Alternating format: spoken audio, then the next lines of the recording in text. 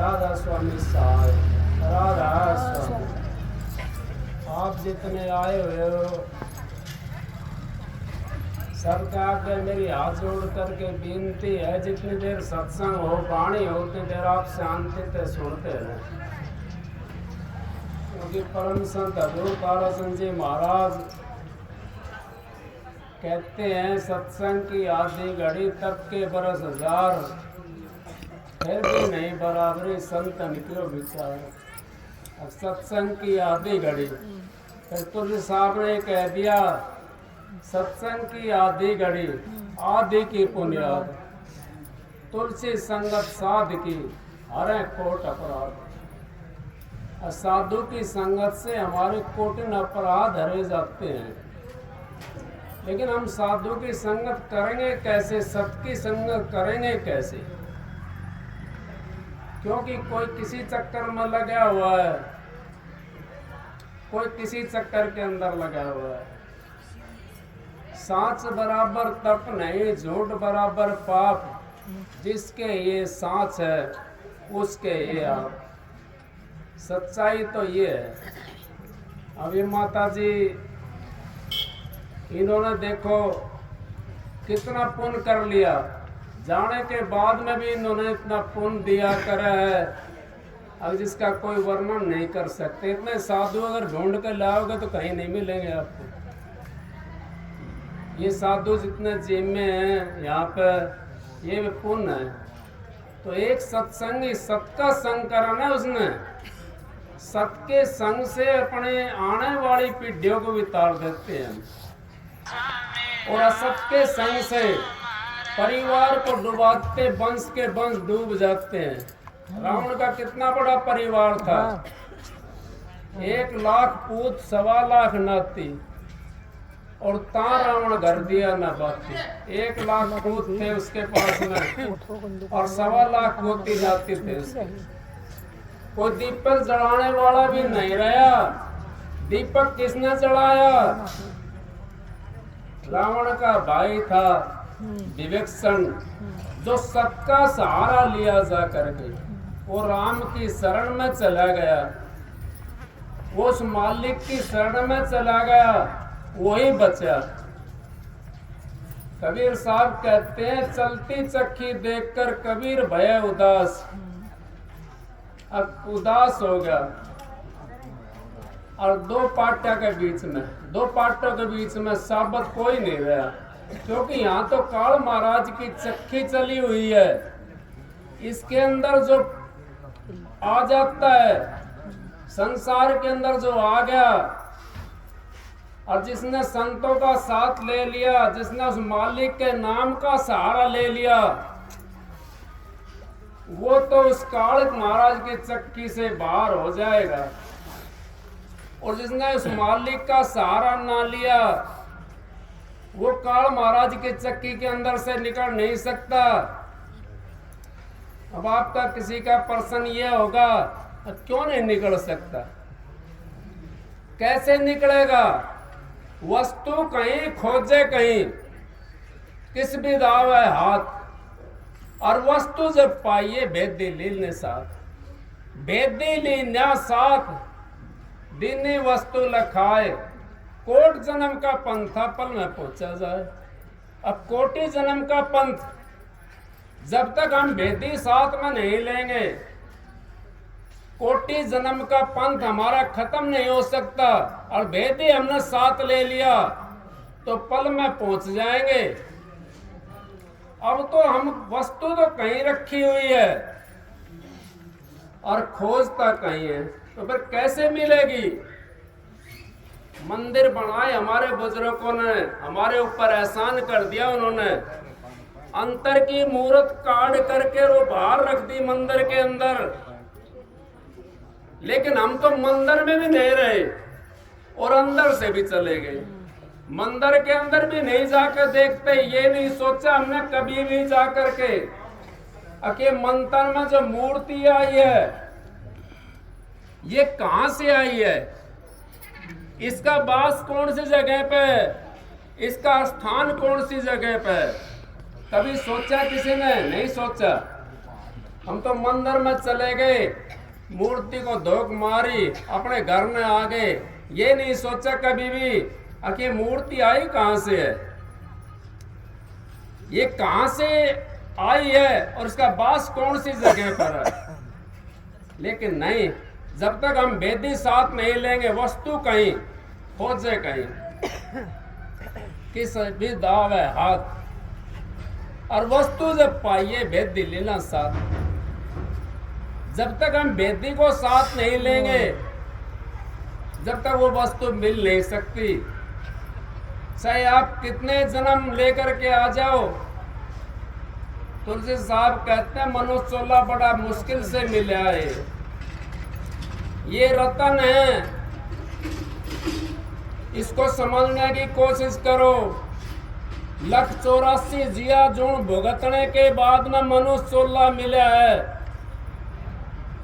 इसका मिलने का कारण क्या है?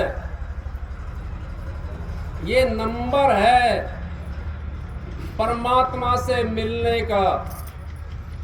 ये नंबर पर जैसे रेट का कुआं होता है, उसके अंदर माल पड़ी हुई होती है, नंबर इस मनुष्य चोले का आ रहा है। अब ये परमात्मा से मिलने के लिए हमारे को मनुष्य चोला मिला है, और इसको हम वैसे ही बर्बाद कर देते हैं। तेरा मेरी में, चोरी चुगली के अंदर,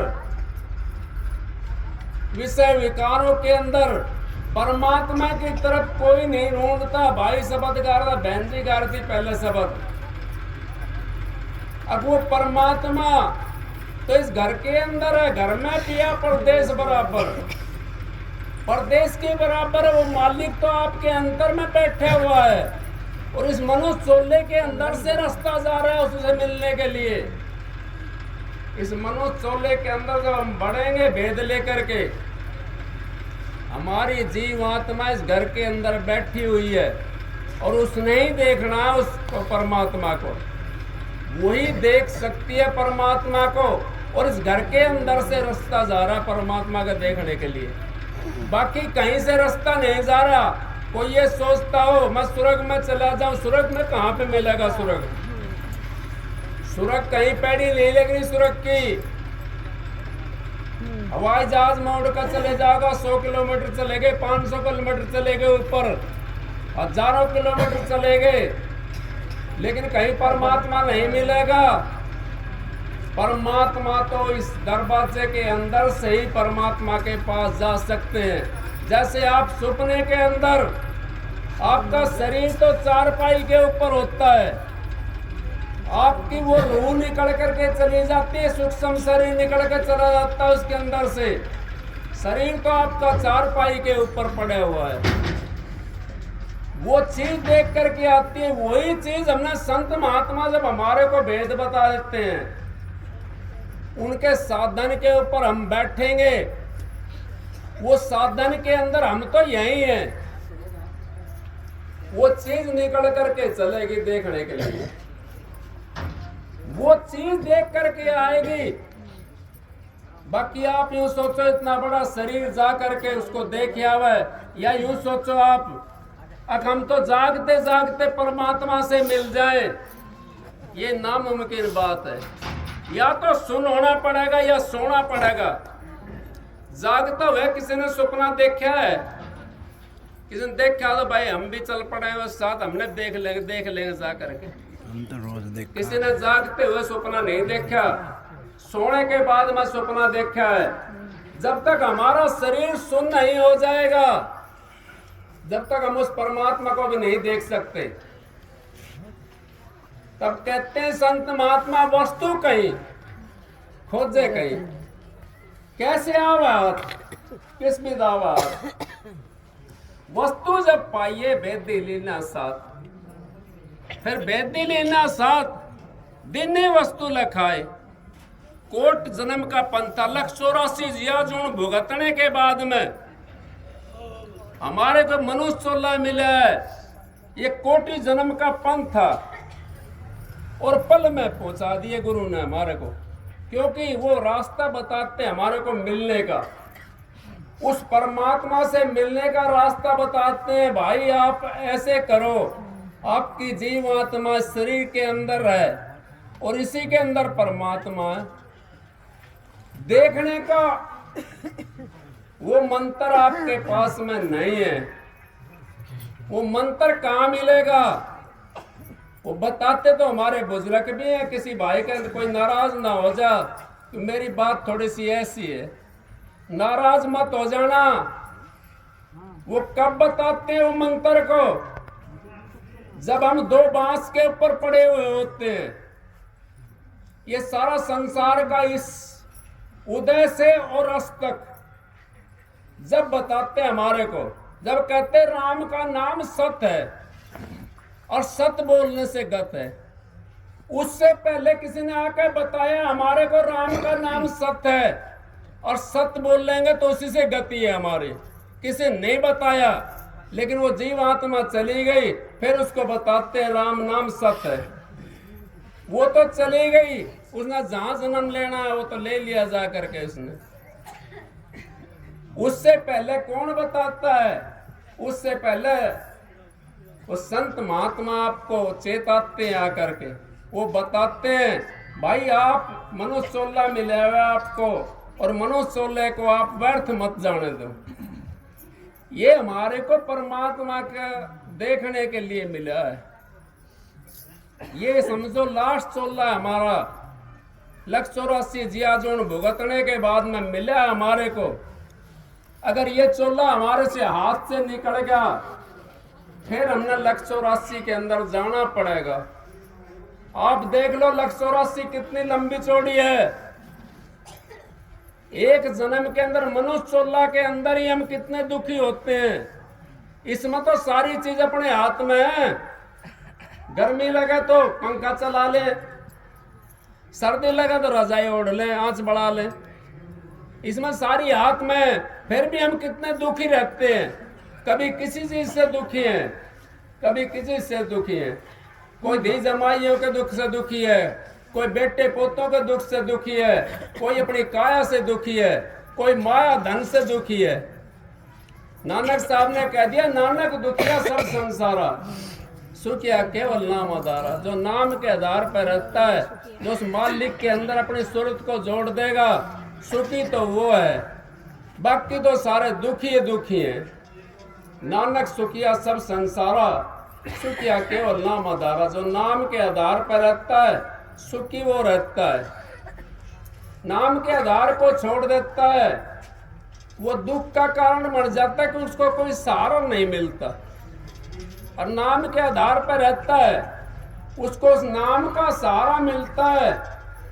वही सोचता है मालिक अपना आप करेगा जो कुछ करना है, उस मालिक के ऊपर छोड़ देता। मालिक जो करेगा अपना आप करेगा। अगर हमारे पास नाम का सहारा नहीं हो तो हम दुखी हो जाते हैं।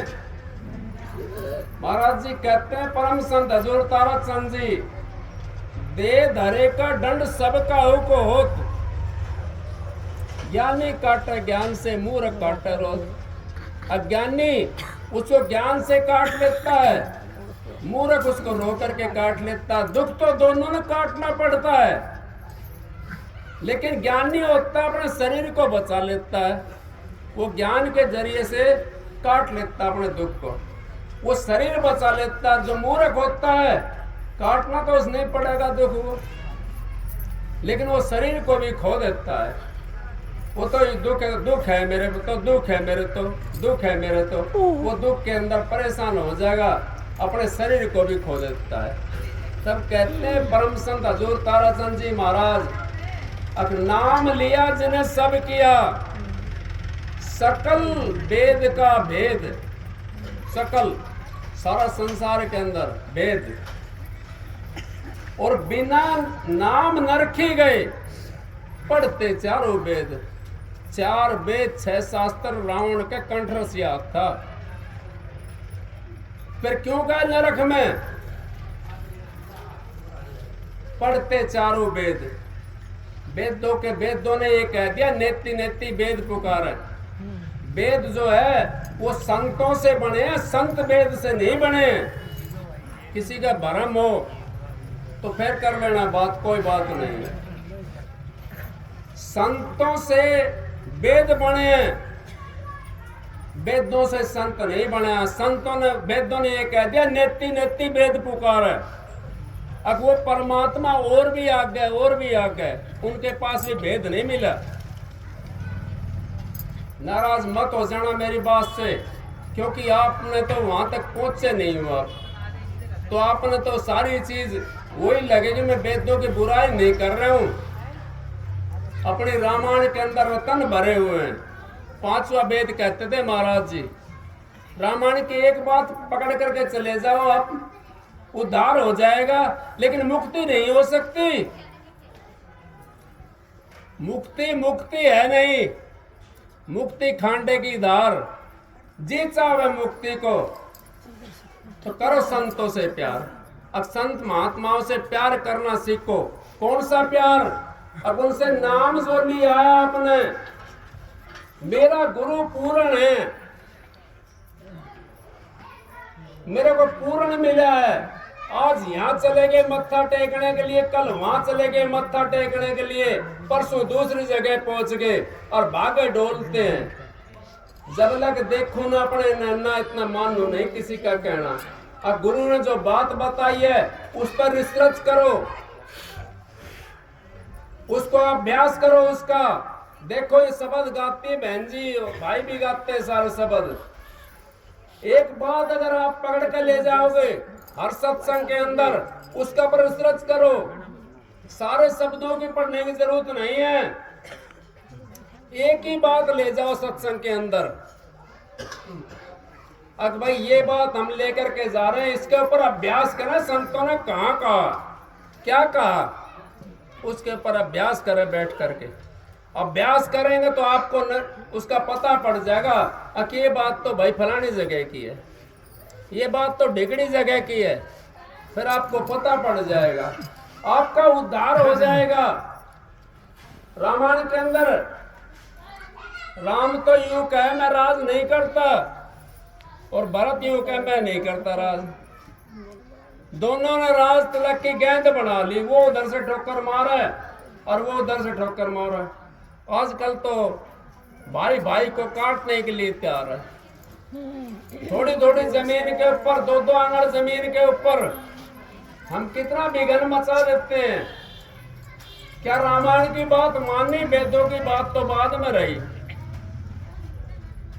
रामायण की बात माननी किसी ने नहीं माननी। कितना उसके अंदर कहा, परत्रिया माता समझो पर धन धूल समान। इतने में हरि नहीं मिले, तुलसीदास समान है। मैं तो जमानती हूँ अगर इतने में आपको परमात्मा के दर्शन नहीं हो। लेकिन समझेगा कौन? समझ नहीं सकते।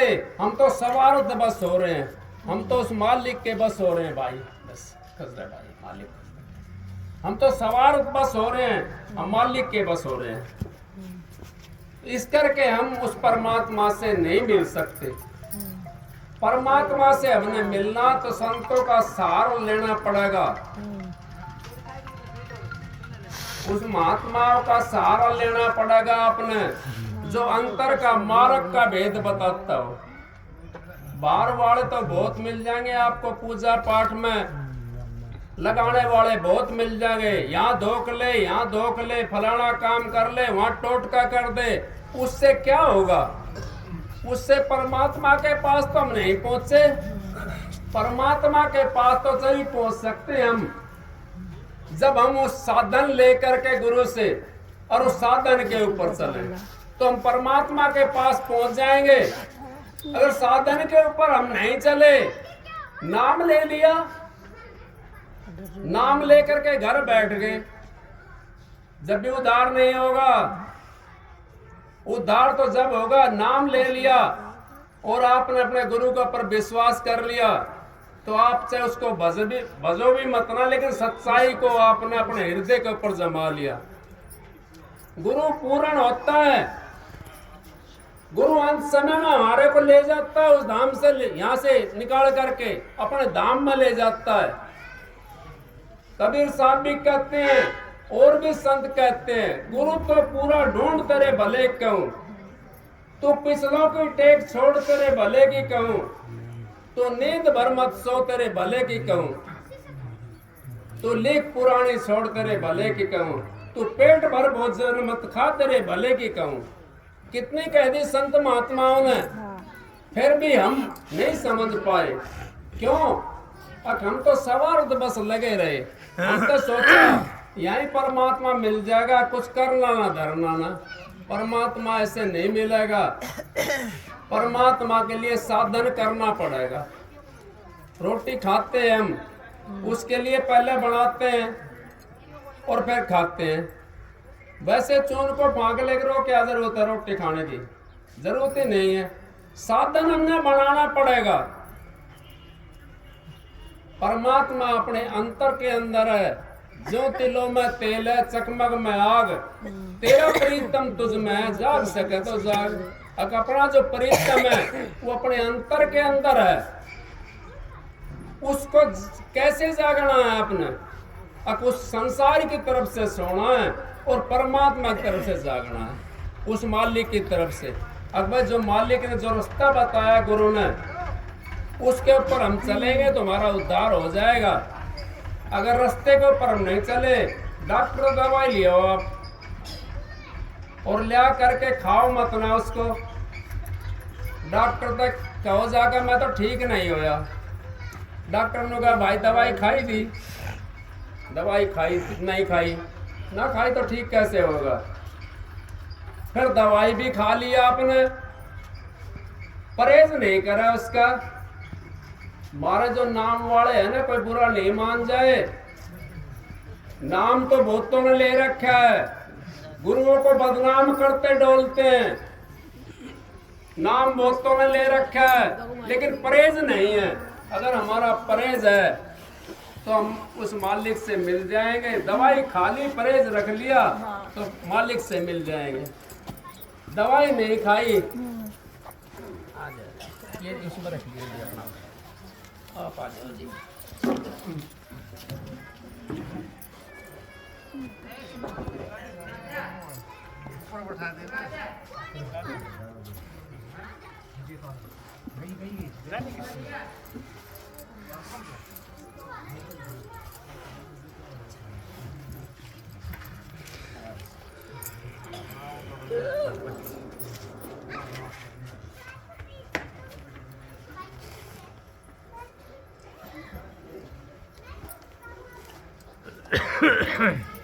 दवाई आप लेकर के आ गए और आपने परहेज नहीं करा तो उस परमात्मा से नहीं मिल सकते। महाराज जी जब नाम देते हैं, संत महात्मा जो भी नाम देते हैं हमारे को, वो पहले परहेज बताते हैं। दवाई तो आपसे खाओ और चाहे मत ना खाओ। जब आपने परहेज कर लिए तो आपका 10 से ज्यादा भजन तो पहले बन गया। वो कहते हैं भाई आप झूठ मत बोलो, वो कहते हैं आप चोरी चुगली मत करो, वो कहते हैं किसी का चुरा के मत खाओ, वो कहते हैं अपना कमाया हुआ खाओ। जब अपना कमाया हुआ इंसान खाएगा तो भजन भी बन जाएगा, उसका कुछ शांति मिलेगी उसको, उस शांति से हमारा उद्धार हो जाएगा। फिर आप भजन अपना आप ऑटोमेटिक करने लग जाओगे। जो नाम मिला है जब आपका हृदय शुद्ध हो जाएगा तो भजन भी ऑटोमेटिक करने लग जाओगे। नाम मिले आपने, उसका जपना शुरू कर दोगे आप। इस करके संत महात्माओं ने कहा है, महाराज जी कहते हैं, परम संत हजूर तारा चंद जी और बहन जी भी ये बात कहते हैं, अपना कमाया हुआ खाना है। और मैं तो इनकी कहता हूं ब्रह्म कुमारों की, ये बड़े सच्चे हैं, हमारे से कई गुना बढ़िया हैं। अपना आप खाते हैं बना करके। हम तो यूं देखते हैं जवान हो चाहे बूढ़े हो, बूढ़ा तो बना ही नहीं सकता। जवान होता ना, मेरी तो बहू बना खवा देगी, मेरा तो बेटा बना खवा देगा, छोरी बना खवा देगी। हमें नहीं सोचना चाहिए ये बात, क्योंकि हम अपना बना करके खाएंगे तो हमारे विचार पवित्र होंगे। हम तो उन विचारों का खाते हैं, दूसरे विचारों का, फिर हमारे विचार पवित्र कैसे होंगे? इस करके ये उन विचारों का नहीं खाते, अपना अपना आप बना खाते हैं, तो इनके विचार वह शुद्ध हो जाते हैं, लेकिन मुक्ति इनके पास में नहीं है। मैं गारंटी से कह सकता हूं इस बात को, मुक्ति नहीं है। मुक्ति तो रास्ता पे चलना पड़ेगा, वो धाम के अंदर जाना पड़ेगा, जब आपको मुक्ति मिल सकती है। मुक्ति तो हमारे को रास्ता तय करना पड़ेगा। ना सूरज देखने से मुक्ति मिलेगी, ना चांद देखने से मुक्ति मिलेगी, ना मुरली की धुन सुनने से मुक्ति मिलेगी।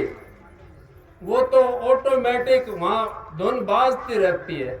उस धाम में हमने जाना पड़ेगा। जब उस धाम में आप जाओगे अंतर की चढ़ाई करके, तो हमारे को सारे देवी देवता उस रास्ते के अंदर मिलेंगे। फिर आपको अपना आप पता पड़ जाएगा अगर राधा स्वामी मत क्या चीज है। और राधा स्वामी मत कोई किसी का चोरी चुगली करने के लिए नहीं आता, ना किसी को लूटने खसूटने के लिए आया। सच्चा जिंदा जागता मत है तो राधा स्वामी मत है। राधा स्वामी नाम के बिना किसी का उद्धार नहीं हुआ, पहले नहीं हुआ और आगे भी नहीं हो सकता। क्यों नहीं हो सकता? और स्वामी स्वामी आपने पता सारे वेदों के अंदर लिखा हुआ है। और राधा कौन है? राधा आपकी जीवात्मा है, आराधने वाली चीज। उसके बिना आत्मा परमात्मा। जब तक आप सुरत शब्द का योग नहीं करोगे, सुरत शब्द का योग कहां पे है? और राधा स्वामी मत के अंदर है। भक्ति तो सब मत करते तो होंगे, मैं ये नहीं कहता, क्योंकि सबके अंदर इतना पानी में नहीं पड़े हुआ। करते तो होंगे जरूर, लेकिन जो कोई कहीं रुका पड़ा, कोई कहीं रुका पड़ा, पूर्ण धाम का भेद नहीं उनके अंदर में। मैं किसी की बुराई नहीं कर रहा हूँ, क्योंकि बुराई तो मेरे गुरु ने नहीं करी, वो तो खुला धड़ाका से बोलते थे। तो इस करके आप लोग इतने आए हुए हो, मालिक आपको सुख शांति देवे, बहुत बढ़िया। और लेकिन हमारा उद्धार हमें करना है तो अपने आप पे हमने सच्चाई को जमाना पड़ेगा। सच्चाई जब तक अपने हृदय के ऊपर नहीं है, कह दिया स्वामी जी महाराज ने भी कह दिया, सांच के बराबर तप नहीं है। आप सच्चाई को एक साइड में खड़ा कर लो और तप को एक साइड में खड़ा कर लो। नहीं आपने सुना विश्वामित्र और वासिष्ठ मुनि का? विश्वामित्र कहने लगा 88,000 वर्ष तप करा था उसने, घमंड होगा विश्वामित्र ने, अब तेरे से बड़ा कोई तपस्वी नहीं है। वासिष्ठ मुनि के पास में गया, कहने लगा भाई तब बड़ा सत्संग बड़ा, अब भाई मैं तो नहीं बता सकता, वहां से चलो आप, मैं नहीं बता सकता कौन सी चीज बड़ी है। तो बिरमा के पास में चले गए, बिरमा जी से कहने लगे अब बताओ जी, हम एक फैसला करना आपने, तब बड़ा है या सत्संग बड़ा है? बिरमा जी कहने लगा भाई मैं तो सृष्टि की रचना के अंदर लगा हुआ हूं, आप ऐसा करो विष्णु के पास में चले जाओ। वो विष्णु के पास में चले गए, विष्णु जी से कहने लगे अब विष्णु जी हम तो आपके पास में एक फैसला के लिए आए हैं, आप बताओ तप बड़ा है या सत्संग बड़ा है? अब वो कहने लगे विष्णु जी अब भाई मैं तो पालना के अंदर लगा हुआ हूँ, मेरे पास फुर्सत नहीं है, आप शिव जी के पास में चले जाओ। फिर शिव जी के पास में पहुंचे, शिव जी से कहने लगे महाराज हम तो आपके पास में आए हैं, तप बड़ा है या सत्संग बड़ा है? कहने लगा भाई मैं तो संगार करने में लगा हुआ हूँ, सृष्टि का संगार करने में लगा हुआ हूँ मैं। आप ऐसा करो शेष अवतार के पास में पहुंच जाओ, जिस पर सृष्टि का भार था, उसके पास में पहुंच गए। उसके पास में पहुंचे, कहने लगे शेष जी हम तो आपके पास में आए, हमारा फैसला कर दो। क्या होया भाई? ये तो कहते हैं सत्संग बड़ा और मैं कहता हूं तब बड़ा। बोले भाई मेरे ऊपर सृष्टि का बोझ है, आप पकड़ लो इसमें। विश्वामित्र की सृष्टि दे दी, थोड़ी देर के लिए सृष्टि नीचे जाने लगी। कहने लगे शेष जी विश्वामित्र जी रोको। और 10,000 वर्ष का तप दिया, 88,000 वर्ष का तप दे दिया, सृष्टि फिर भी नीचे जा रही थी। शेष जी कहने लगे अब वाशिष्ठ जी आप रोको सृष्टि को, सृष्टि चली जाएगी। तो बोला मैं तो क्षण मात्र का सत्संग देता हूँ, क्षण मात्र के सत्संग से आपके वेद साख देते हैं। ये मैं नहीं कह रहा हूँ, आपके वेद साख देते हैं। वेदों के अंदर साख लिखी हो, सृष्टि रुक गई। नदी आपने फैसला तो नहीं करा, फैसला तो होगा भाई आपका। आपका हजारों वर्ष जो था तप करे वो नहीं रुका उससे, और क्षण मात्र के सत्संग से। तभी कहिए संत महात्माओं ने सत्संग की याद ही घड़ी, तब का बरस 1000 फिर भी नहीं बराबरी संतन के विचार। सत्संग तो बहन जी देंगी, मैं तो आपकी दया बहन जियों की दया से 10 मिनट बोल लिया। आप सबको राधा एक शब्द सुनाता हूँ।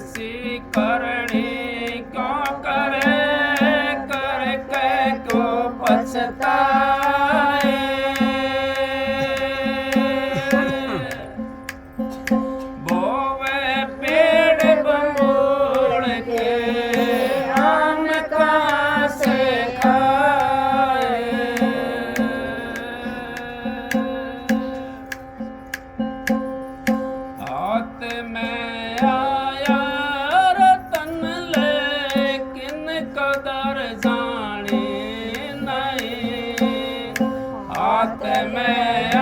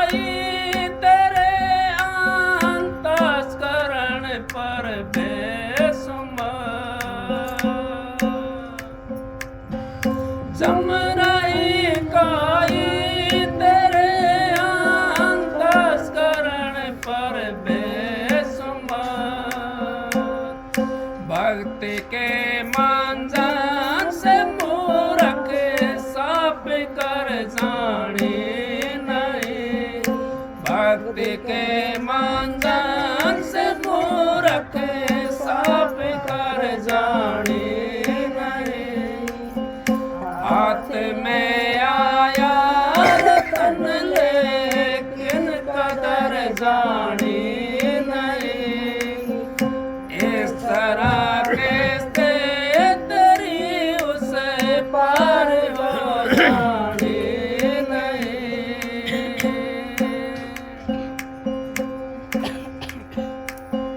क्या हुआ वेदों को पढ़ कर भेद कुछ जाना नहीं।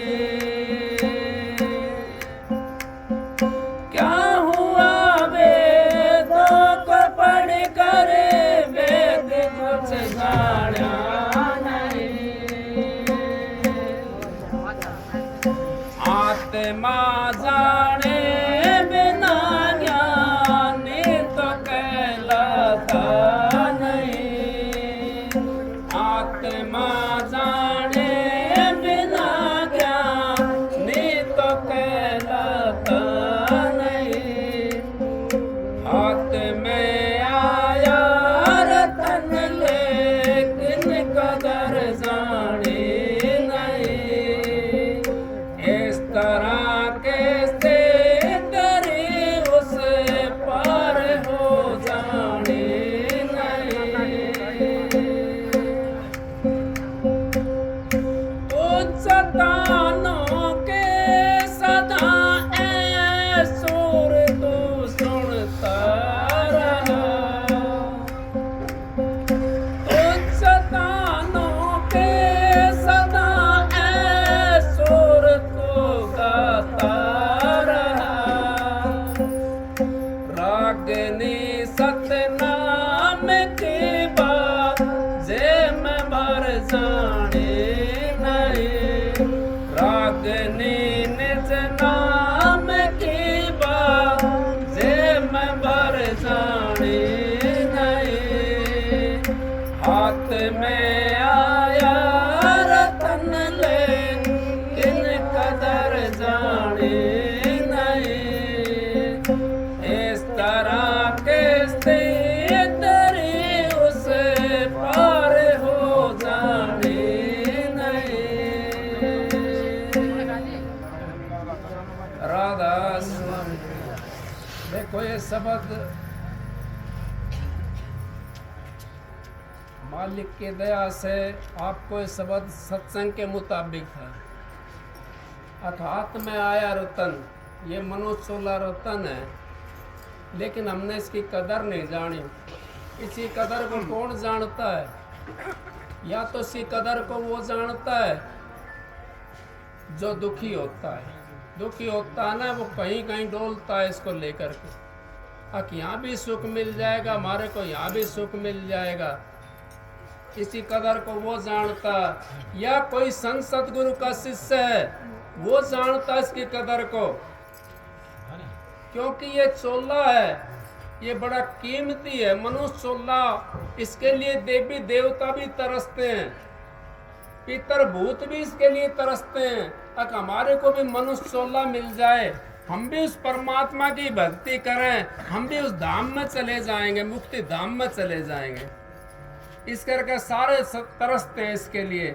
ये लेकिन मनुष्य चोला जो है ना, मनुष्य नहीं समझ रहा इस बात को। क्यों नहीं समझ रहा? ये के सवार बस हो रहा है। अब धन कहाँ से मिलेगा, नींद कहाँ से मिलेगी, झूठ कहाँ से बोलेगा, किसके पीछे लगा हुआ? तेरा भी खा ले, मेरा भी खा ले, उसके पीछे लगा हुआ। उससे परमात्मा नहीं मिल सकता। परमात्मा को ढूंढना है आपने, तो सच्चाई को हृदय पर जमाना पड़ेगा। फिर आप देखो परमात्मा को आपके साथ में। सच्चाई का नाम ही परमात्मा है। सांस बराबर तप नहीं, झूठ बराबर पाप। सच्चाई जिसके हृदय पे उसके ही आप, उसे कहिए मालिक बैठा हुआ है। सत्संग तो बहन जी सुनाओगे, मैं तो इनकी दया से थोड़ा सा आपके उसमें बोल लिया था। मालिक आपको खुश रखे, और सबको राधा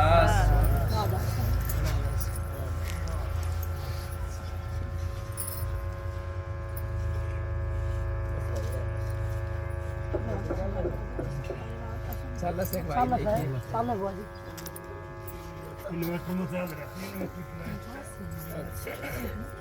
देखिए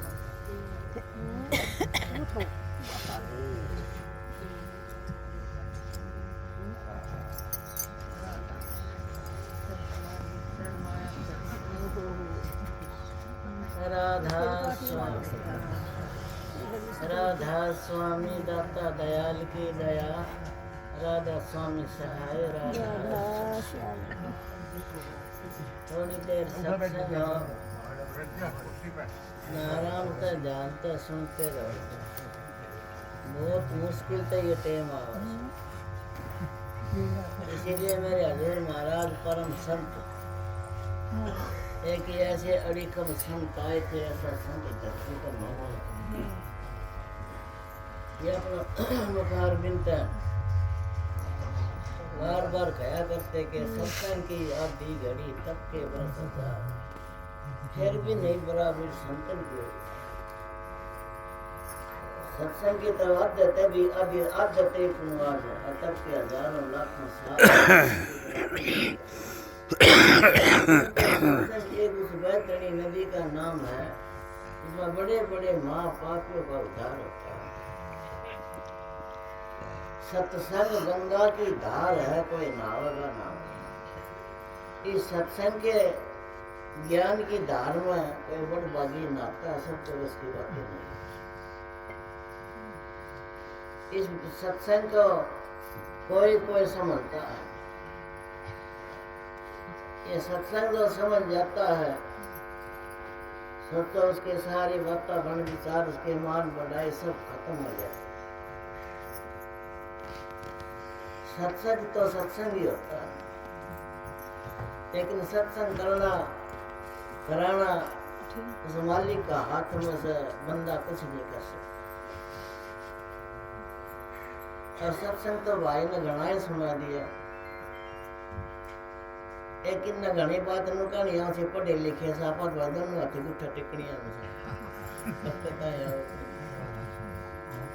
और मानस का चढ़ा इतना कीमती है, जब ये बर्बाद चला गया तो फिर पछताना तो कुछ नहीं। तो कैसे इनका चुके नहीं ठिकाना, दिन पर दिन चला होए पुराना। तो कर ले बंदे भजन हरि का, फिर के बनेगा खोड़ मरी का, फिर के बनेगा मरी का। कौन उठ जाएगा कि मैं कर जाओगे तो कि मैं कर लोगे। आज जो सत्संग हो रहा है ये व्यसना के कारण हो रहा है। इनका घर में यह गुप्त महात्मा थे जितना पिछाड़ी को और ये इसकी शक्ति काम करवा रही थी। इसे सकस दो सही पता और फिर अधवेरा ने एक हमारे भाई गणपत से उसकी शक्ति काम करवा रही थी। अपने बाप की यादगिरी का हर सालाना सत्संग करवाता है ये भाई बैठे अर्जन जिंदर था। एक ये भाई जगदीश करवाता है, दिल्ली में तो नहीं करवाऊं, पर हमारे एरिया में कोई से क्यों भक्ति करने वाले भी कोई था। इसने गुप्त रूप में सनाना बहुत ध्यान भजन करे और इसकी दान पुण्य में भी बहुत ज्यादा नीत थी। इसीलिए हमारे भाई गणपत ने बहुत अभ्यास करे, बहुत ज्यादा अभ्यास करे।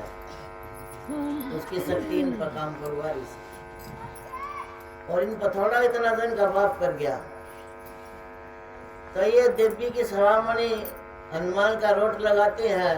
अच्छा है लगाओ खूब, और ये विचार लगाओ कि जैसे माँ बाप का भी लगाया। ये तो कोई बाकी बंदा बिरला ही लगा उसे। अरे माँ बाप ने सबकी भी दिया, उसकी प्रॉपर्टी बर्तन लाग रहे, उनका खून तो पैदा हो रहे। उस माँ बाप का तो कदे साल 6 महीना में 2 से दलिया भी ना लगा, हनुमान का सामान का रोट लगा दी। देखा ने बाढ़ा ने कदे दुख में आया, कदे सुख में आया। खाली क्या में विश्वास अच्छा ही हो भी, लेकिन माँ बाप तो बढ़ करके संसार में कुछ नहीं। माँ होती है पृथ्वी से बड़ी। अरे 33 करोड़ देवता से 36 से कितने सारे उसके माँ आ जाए। और आसमान का तब बड़ा उसका होता है पिता। इन माँ बाप की दुआ की जो पूजा कर दे सो 3 लोग न मुट्ठी में ले ले सर। चांद सूरज धरती पर रहेंगे, इतना श्रवण का नाम अमर रहेगा। बताओ श्रवण का गुरु कौन था? माता पिता न गुरु बनाया कोई, माँ बाप का गुरु थे। कोई ग्रंथ नहीं पढ़ा उसने, कोई ग्रंथ नहीं बनाया उसने।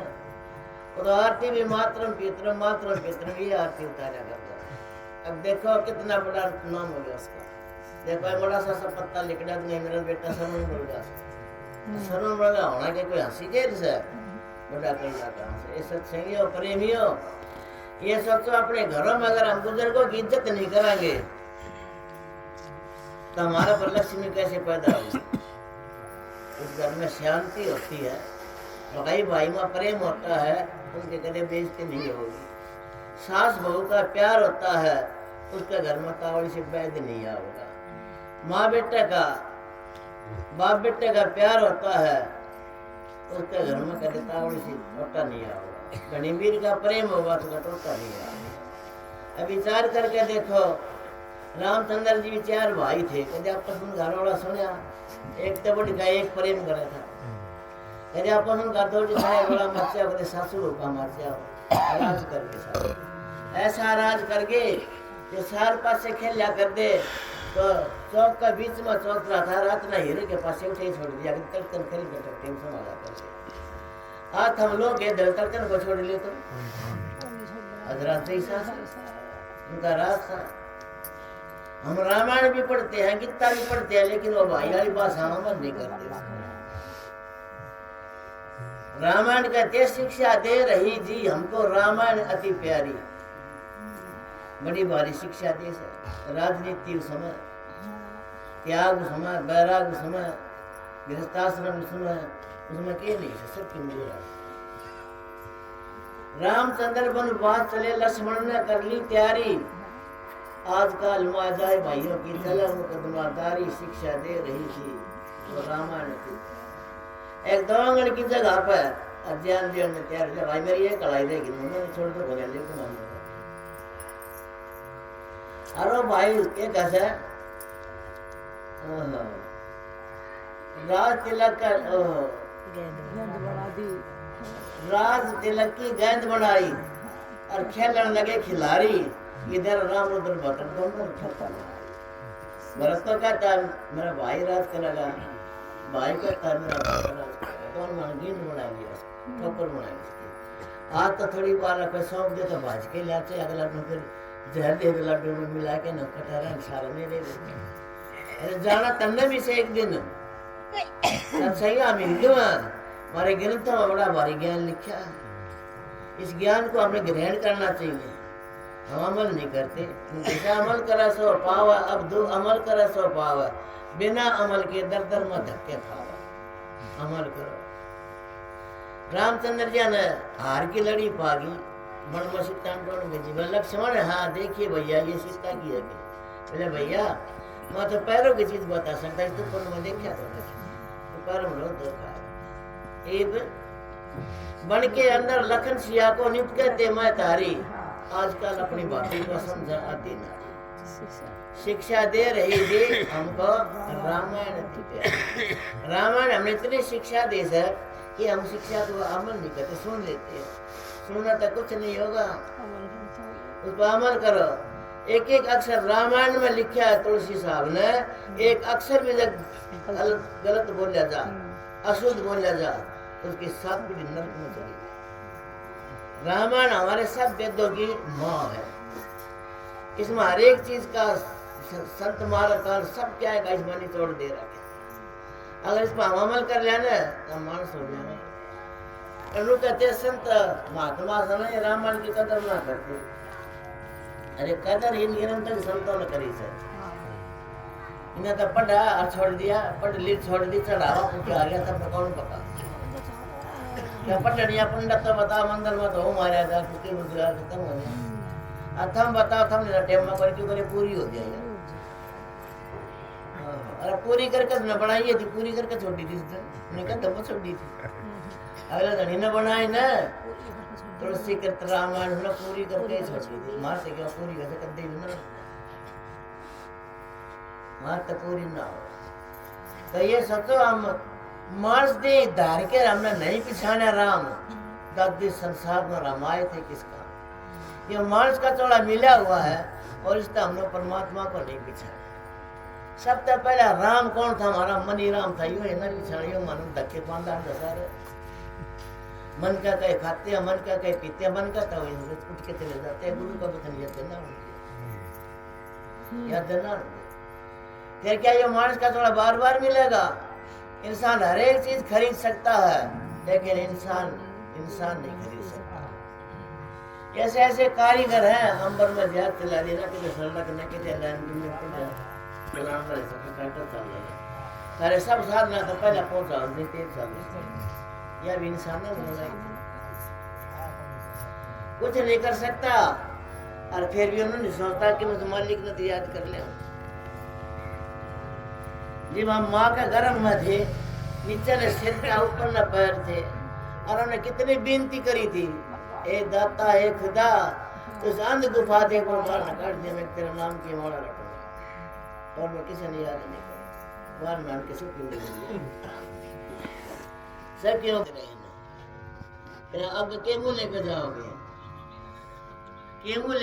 आगे जाना तो आगे सही तो देख लिया यो तो देख लिया ही भाई देखना आगे का सब ये शरीर है ना ये मुझे को नहीं मिला या बड़ी भारी क्षमता की दृष्टि पड़ी से कदे न कदे यदि मांस का सोना मिला उनकी दृष्टि बिना को नहीं मिलेगी और आज हम ना संतों को मानते ना राम को मानते चले जहां में दूसरा ना मानना पड़ेगा और बिना गुरु बिना जीव का कल्याण नहीं हो चाहे कोई मुल्क की लाट हो